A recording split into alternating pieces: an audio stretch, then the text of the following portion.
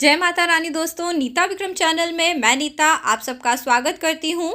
जय श्री गणेश भगवान आप सभी के जीवन के सभी दुख, संकट और शोक का नाश करें। जिस घर में गणेश जी की प्रतिमा को सही रूप से स्थापित करा जाता है, उस घर में हमेशा रिद्धि सिद्धि, शुभ लाभ का वास होता है। गणेश जी कलयुग में हर प्रकार के संकट का नाश कर देते हैं। ऐसे में यदि आपके घर के वास्तु में गणेश जी की प्रतिमा या गणेश जी से संबंधित किसी भी प्रकार के चित्र को गलत ढंग से लगाया जाता है, तो यह वास्तु के लिए बहुत ही खराब असर देता है।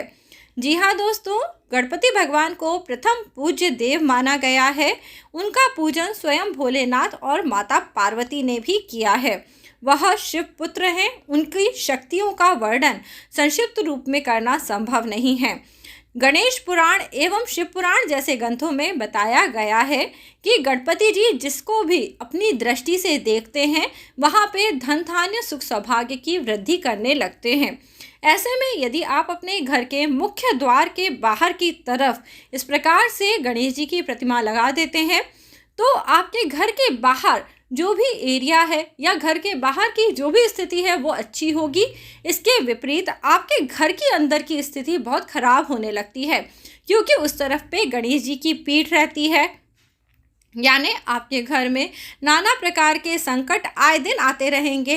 आपके घर में अलग अलग तरह के कलेश भी बढ़ते रहेंगे। तो ऐसे में हमें भूल के भी कभी गणेश जी की प्रतिमा अपने मुख्य द्वार के बाहर की तरफ नहीं लगानी चाहिए। देखिए दोस्तों, गणेश जी की प्रतिमा यहाँ आपको दिख रही है, परंतु यदि किसी कारण से कई बार लोग अपने मुख्य द्वार के ऊपर इस प्रकार गणेश प्रतिमा को स्थापित कर देते हैं, तो ऐसे में जो दोष उत्पन्न हुआ है, उस दोष को ठीक करने के लिए क्या करा जाए। उस दोष को ठीक करने के लिए आपको जहां आपने गणेश जी की प्रतिमा को स्थापित करा है, उसके पीछे भी ठीक वैसी ही या उसी आकार की गणेश जी की एक प्रतिमा अंदर की तरफ लगा देनी चाहिए, जिससे गणेश जी की पीठ होने के कारण जो बुरा प्रभाव आपके घर पे पड़ सकता था वो नहीं पड़ेगा। तो इस प्रकार से अपने घर के मुख्य द्वार पे यदि आपने गलती से ये गणेश जी स्थापित करे हैं, तो आप अंदर की तरफ भी एक और गणेश जी लगा लें, जिससे आपके घर में दरिद्रता या अलक्ष्मी का वास नहीं होगा। ध्यान रहे, गणेश जी की प्रतिमा हमेशा साफ स्वच्छ करें, उसे साफ कपड़े से साफ करें। अब दोस्तों, यहाँ पे आपको एक दरवाज़ा दिख रहा होगा। इस दरवाजे के ऊपर गणेश जी की प्रतिमा को उकेरा गया है। कई घरों में आजकल इस प्रकार के दरवाजे मिलना स्वाभाविक है।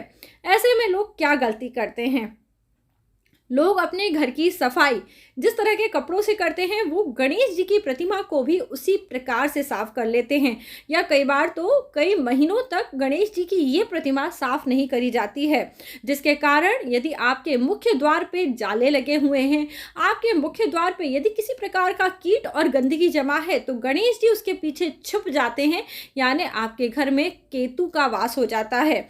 जी हाँ दोस्तों, गणेश जी हमें केतु के कुप्रभावों से बचाते हैं, यानी घर में ऐसी अनचाही मुसीबतें जिन्हें हम में से कोई भी नहीं चाहता, उससे सिर्फ आपको प्रथम पूज्य गणेश भगवान बचा सकते हैं।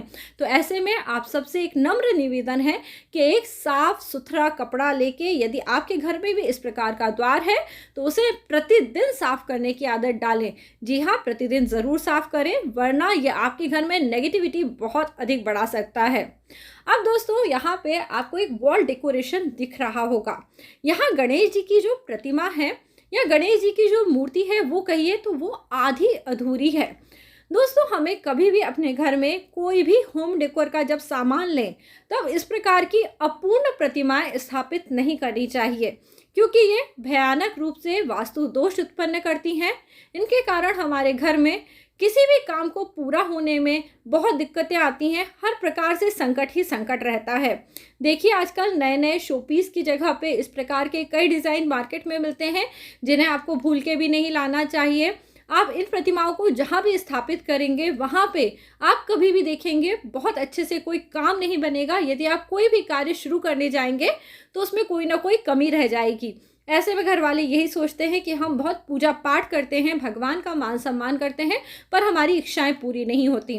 तो देखिए, आप इस प्रकार से अपनी इच्छाओं की पूर्ति नहीं कर सकते यदि आपने अपने घर में इस प्रकार की अपूर्ण गणेश जी की प्रतिमा रखी है। अब दोस्तों, आप में से बहुत सारे लोग गणेश जी का वॉल डेकोर अपने घर में लगाते हैं। स्वाभाविक है, हम सभी गणेश भगवान को पूजते हैं और हमें पता है वह रिद्धि सिद्धि और शुभ लाभ देने वाले हैं। ऐसे में लक्ष्मी प्राप्ति के लिए हम सब अपने घर में इस प्रकार के गणेश जी या अलग अलग तरह के गणेश जी की प्रतिमा लगाते हैं, बल्कि कई बार लोग हमें गिफ्ट या उपहार में भी गणपति जी की प्रतिमा दे देते हैं। अब हमें क्या करना चाहिए? देखिए, सारे के सारे गणेश जी की प्रतिमा को मंदिर में रखने से दोष उत्पन्न होता है, क्योंकि इससे हमारे मंदिर का वास्तु, हमारे घर की उत्तर पूर्व की दिशा बाधित हो जाती है। तब हम क्या करें? दोस्तों, हमें हमेशा गणेश जी की हंसती हुई प्रतिमाएं अपने घर के उस तरफ की दीवार पे लगानी चाहिए जो बाहर की तरफ हो। यानी दोस्तों, वो किसी बाथरूम की दीवार ना हो या फिर वो किसी बेडरूम की दीवार ना हो, बल्कि ऐसी दीवार हो जो हमारे घर में हम जिसे साफ सुथरा रख पाएँ, या फिर हम जिस दीवार का अच्छे से देखभाल कर पाएँ। और उसके पीछे जो दीवार हो वो हमारे घर के बाहर की हो, ना कि हमारे घर के अंदर की ही कोई दीवार हो। उम्मीद करती हूँ आप इस बात को समझ पाएंगे। यानी हमारे घर में जो 4 दीवारी होती हैं, जो 4 मेन दीवार होती हैं, आप उनमें से किसी दीवार पे ये गणेश जी की प्रतिमा लगा सकते हैं। केवल दक्षिणी दीवार को छोड़ देना चाहिए। जो दक्षिण दिशा की दीवार होती है वहाँ पे हमें गणेश जी की प्रतिमा नहीं लगानी चाहिए। तो इस प्रकार से बाकी की और जो दीवारें हैं, जैसे हर घर की 4 दीवारें होती हैं जो बाहर की तरफ को सिक्योर करती हैं, उनमें आप ये प्रतिमा लगाएं और गणेश जी की ब्लेसिंग जिससे आपके घर के अंदर बढ़ती जाएंगी। और कोशिश करनी चाहिए कि गणेश जी की इस प्रकार की प्रतिमा या गणेश जी से संबंधित कोई भी डेकोरेशन आइटम हमें एक दूसरे को गिफ्ट नहीं देना चाहिए, क्योंकि कलयुग में देव पूजा की जगह देव दिखावे का कल्चर बढ़ गया है, जिसके कारण नाना प्रकार के दोष उत्पन्न हो रहे हैं और इन दोषों के कारण आपके जीवन में आपको सुख सौभाग्य की प्राप्ति नहीं होती है। अब दोस्तों, एक और विशेष बात है जो मैं आपको बताना चाहती हूँ। हम कई बार गणेश जी की प्रतिमा खरीद के लाते हैं और वो प्रतिमा अंदर से खोखली होती है। जी हाँ, अभी आजकल प्लास्टर ऑफ पेरिस की या अलग अलग तरह की, कई बार हम चांदी की दुकान में भी जाते हैं और गणेश जी की इस प्रकार की प्रतिमा खरीद लेते हैं जो अंदर से एकदम खोखली रहती है। इस प्रकार की प्रतिमा स्थापित करने से हमें कोई विशेष लाभ नहीं होता। दोस्तों, यदि आपके पास धन की कमी है तो आप किसी और धातु की, परंतु आप स्थूल गणेश जी की प्रतिमा स्थापित करिए। यानी जो आप प्रतिमा लें उसे ठोस होना चाहिए। जो गणेश जी की प्रतिमा अंदर से खोखली होती हैं या जिनके अंदर हवा जाने का स्पेस होता है, वो प्रतिमा कभी अपना असर नहीं दिखा पाती, क्योंकि हम सबके जीवन में पंच तत्व का विशेष महत्व है। जैसे कि जल, पृथ्वी, वायु, अग्नि, ये सभी जो तत्व होते हैं ये हमें अलग अलग प्रकार से ऊर्जा देते हैं। ऐसे में पृथ्वी तत्व को, यानी जिस पृथ्वी पे हम रहते हैं, उसे गणेश जी गवर्न करते हैं। तो यदि गणेश जी की प्रतिमा में ही वायु तत्व आप रखेंगे या उन्हें पृथ्वी तत्व से जोड़ के नहीं रखेंगे तो आपके जीवन में भी कोई ना कोई कष्ट आते ही रहेंगे। इसलिए कोशिश करिए जब भी आप गणेश जी की प्रतिमा खरीदें वो पूरी रूप से ठोस हो और उसका पूजन अर्चन आप अपने घर में करेंगे तो आपके घर में हर प्रकार से सुख सौभाग्य बढ़ने लगेगा।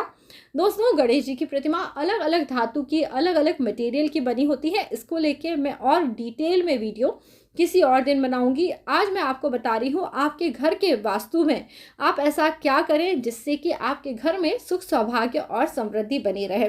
पुराणों में वर्णन मिलता है कि हमें अपने घर के मंदिर में भी कभी भी 2 गणपति जी की मूर्ति स्थापित नहीं करनी चाहिए। इसे वास्तु दोष बताया गया है।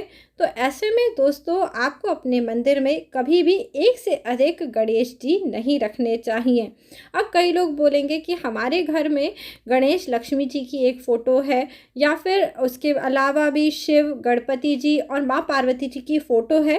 तो दोस्तों, ये जो कागज़ की तस्वीरें होती हैं इसमें आप 1 से अधिक फ़ोटो रख सकते हैं, पर जैसा आपको मैं अभी स्क्रीन पे गणेश जी की प्रतिमा दिखा रही हूँ, इस प्रकार से ये जो प्रतिमा है, स्थूल मूर्ति है, ये 1 से अधिक आपके पूजा के मंदिर में यदि आप गणेश जी की मूर्तियाँ रखते हैं तो ये वास्तु दोष को उत्पन्न करती हैं।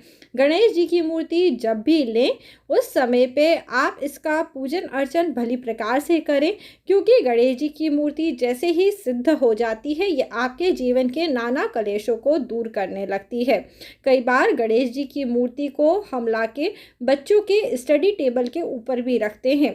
वहाँ पे भी दोस्तों गणपति मूर्ति का प्रतिदिन साफ सफाई पूजन अर्चन जरूर होना चाहिए, क्योंकि गणेश जी को बुद्धि के देवता कहा जाता है। यदि हम इन्हें अपने बच्चों के पढ़ाई लिखाई के सामान के पास में रखते हैं या पढ़ने की टेबल पे स्थापित करते हैं तो हमें कुछ बातों का ध्यान देना चाहिए कि वहाँ बच्चे बैठ के कोई भी खाने पीने की वस्तुओं को ना खाएं या झूठे प्लेट गिलास इत्यादि ये सब चीज़ें उस टेबल पे ना रखें।